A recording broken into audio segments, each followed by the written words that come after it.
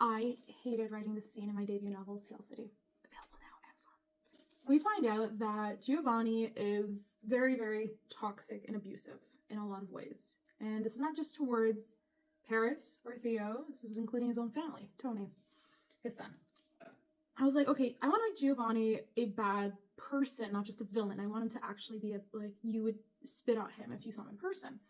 And Giovanni's so obsessed with power and control over someone that I was reading even psych papers, like this is how deep it goes.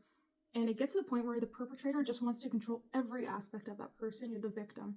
And in Giovanni's case, that includes physical stuff. So we see his physical abuse towards a few characters now. We see it towards Theo in the way where it's grooming, where he's like offering comfort, he's offering safety, security in the way he's like rubbing his back, patting the shoulder, things that appear affectionate but will eventually lead to more. We see his physical abuse with Paris in the way that he treats her left side like an Achilles heel. That's his to own and his to do whatever he wants with it, and how he'll always inflict pain hoping it'll break her. Spoiler, it doesn't. Then we have Tony.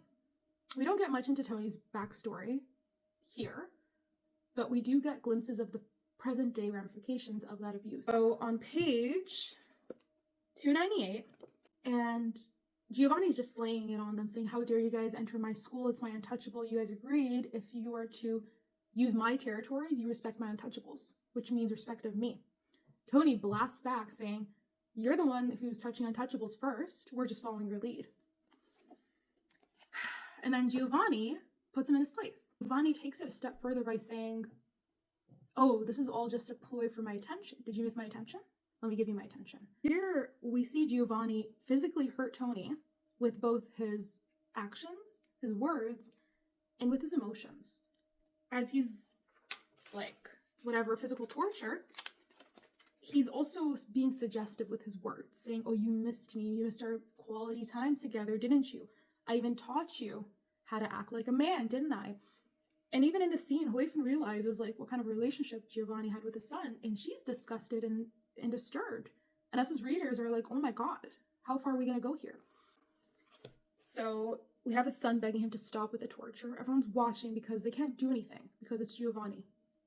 Giovanni is always in control, always the one in power. And the scene ends. This came from real life examples, case law stories, documentaries, psych papers that I was reading, and it is not for our enjoyment that I write this, but for our awareness that this is done in our world. This is through a fictional lens, but we see Tony not just as this one-dimensional, wannabe gang leader who's kind of has an issue with drinking and ladies and drugs. Tony's so much more deeper than that. He's a victim, but also he's an abuser.